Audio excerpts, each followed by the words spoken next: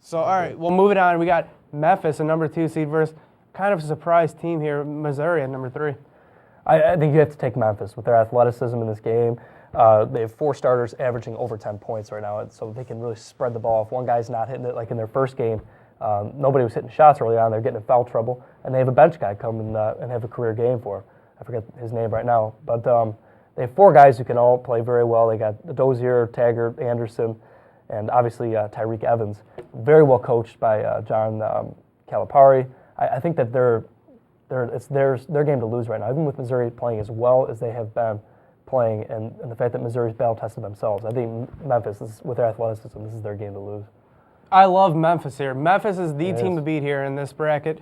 Tyreek Evans, my second favorite player in the nation behind Stephen Curry.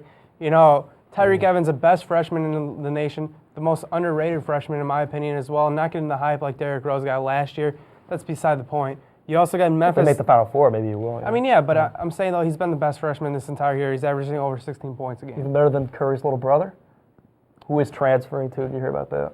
No, he's not. Yeah, Curry's little brother's transferring from Liberty, yeah. To where? Announced it today. He hasn't announced it, but it's going to be a bigger school. Yep. Yeah, so now you can't like him anymore, but anyway. I mean, I can still like the Curry family, but I don't like Curry's little brother as much as I like Steph. Steph's a Davidson kid. I like Davidson. They should adopt All right, well, you. can I finish? Because Missouri does have a guy here that we got to give some props to. It's Leo Lyons. This kid can stay. If he can stay hot, Missouri can stay in the game. But Leo, I'm sorry, buddy. You're not going to win. No, I mean, it's Memphis' game to lose. It is. And Missouri, they could bring it to them, but I personally, I just think Memphis, they have too much athleticism for it. Okay. So from that, we both got Memphis. We both got Memphis, and we both have UConn right now. So Great. no differences. All right. Great. East bracket. It's in Boston, Massachusetts. We got Pittsburgh against Xavier, which I personally think is not going to be much of a matchup at all. But what do you think? You know, Xavier's built that program up to be a top 20 program the last like 4 or 5 years. It's very impressive. But when you got Pitt, you got Sam Young, who's playing like a 30-year-old veteran, who actually looks like a 30-year-old veteran. I mean, he's very hot right now. You got who else you got? You got a lot of guys. You got Blair on that team. Yeah, Levance Fields. It's a talented team. You got Xavier, who has yet to play. Has yet to have a major player step up. I'm looking at my notes here. B.J. Raymond.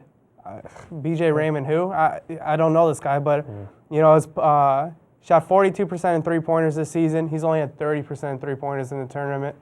A big key stat. I mean, like I said, though, I don't know anything about Xavier. I know Pitt's going to win, even though I hate him. Yeah, no, I agree with you. I think Xavier. They also have C.J. Anderson and Derek Brown on their team, but I mean, those guys still. I mean, those 3 are not going to be enough, I think, to play against Pittsburgh right now. Who I think Pittsburgh's been underachieving so far in this tournament. They've not been playing their best defense at all. Their offense has been there, but their defense, I'm waiting for their defense to step up to the challenge and really show that they're one of the top defenses in the nation. And I think that's going to happen. I think they finally have a fire lit under them right now, so they can step up. I really think this is going to be a blowout game, personally. Yeah, I personally agree too. It's maybe not a blowout game. Green a lot. I know. I don't like it.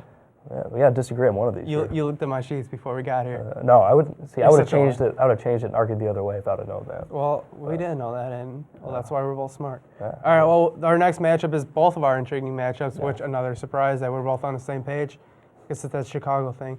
The number 2 matchup, or number 2 seeded Duke versus number 3 seeded Villanova. This game could not be any better for me. I think it's just a classic Big East versus ACC matchup. I'm a Duke fan, so I'm biased and everything, but on my bracket, I have Villanova winning this game because I think Duke relies just too much on their three-point shooting and too much on their lack of size and just their shooting ability to win the games.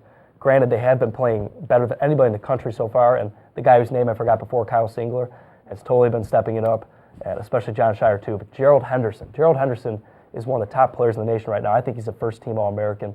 He's going to be a great pro player. He can put the ball in the basket from anywhere and D up very well. So he reminds me a lot of Grant Hill out there when Grant Hill played with Duke.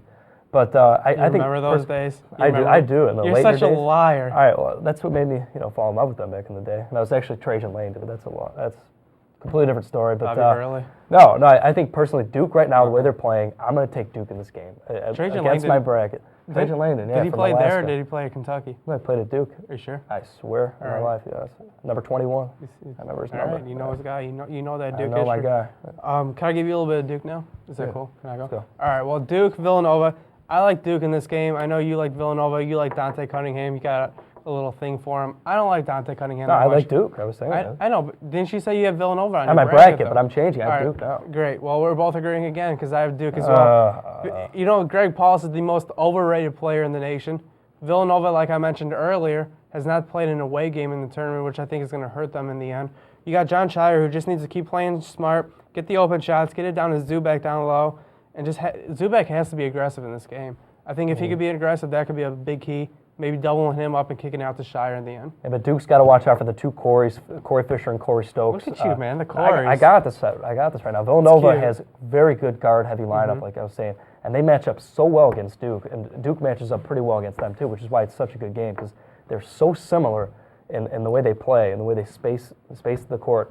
I think it's just going to be a fantastic game to watch. It's going to be a good game to watch. I'm excited. Yeah, dude. All right, so to wrap that up, both South got region? Duke and Pitt. I know, we have the same stuff so far. All right, we got one more region. We got the South region. We got UNC versus Gonzaga. I said I don't think it's going to be that close. I mean, are you going to pick Gonzaga in this game? Well, no. I said it's going to be a closer game than a lot of people think, but I'm going to go UNC.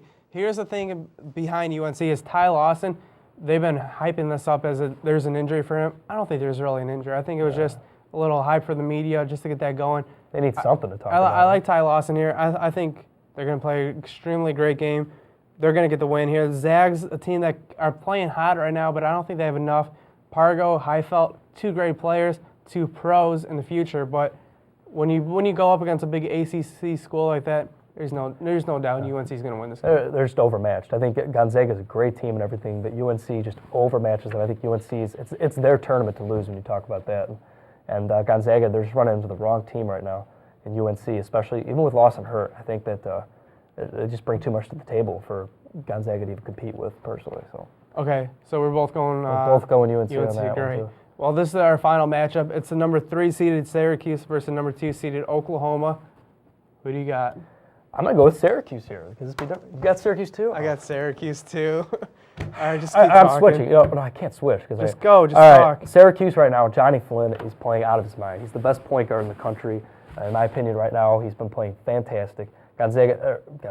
Syracuse has tons of players that can shoot the three, which is huge, and I think that they're going to be able to cover Blake Griffin, which is obviously the main issue for them. They have to be able to D up on Blake Griffin, and if Oklahoma's going to have a chance in this game, they're going to have their shorter guys, their guards, hit their open threes when Blake Griffin sees double and triple teams in this game. But I think Johnny Flynn just brings too much to the table for them. Syracuse can D up. They're battle tested in the Big East. Obviously, we saw what they did against Connecticut and the other teams in the Big East tournament a few weeks ago. So I think personally, it's Syracuse's game to lose too. But Blake Griffin, he's the best player in the nation. You know, Mike, you're talking about Blake Griffin here a lot, but I think he's the best player in the nation. After this game, though, I think a lot of people aren't going to be talking about Blake Griffin, but Johnny Flynn. Johnny Flynn is arguably the best point guard in the nation. Yeah, I mean, he's the most underrated, playing in the Big East, where you got all these great point guards with AJ Price, Levance Fields. I mean, it's a lot of great point guards in that system or in that conference. So I think Johnny Flynn is the guy to watch in this game. He's a dynamic, smart, great sense of the game. He's a true leader. Syracuse has a little bit more depth. I think they wanted a little bit more after that 6 overtime win. I think they got the experience. I think they are a team that's going to come in. Blake Griffin really doesn't have a lot of guys around him. You got to remember that too. He's got Williams, their point guard, and that's about it. They're going to have to hit those shots. Taylor Griffin or whatever his name is, his little brother or his older brother, not that great. Let's be honest. I mean, he's no Blake Griffin. No, he's not. I mean, Blake Griffin's going to have to carry them. For them to win that game, he's going to have a very good game in spite of the double and triple teams. And he's going to have his teammates step up. I just don't see it happening. No, I think Syracuse, really they just bring too many shooters to the table. And then obviously Johnny Flynn, he's just a great playmaker, a great competitor. He hustles on both ends of the floor. You can't not go with this guy. I love that. I love Johnny Flynn. I love Johnny Flynn too. Just another great Syracuse point guard. I mean, Jerry McNamara,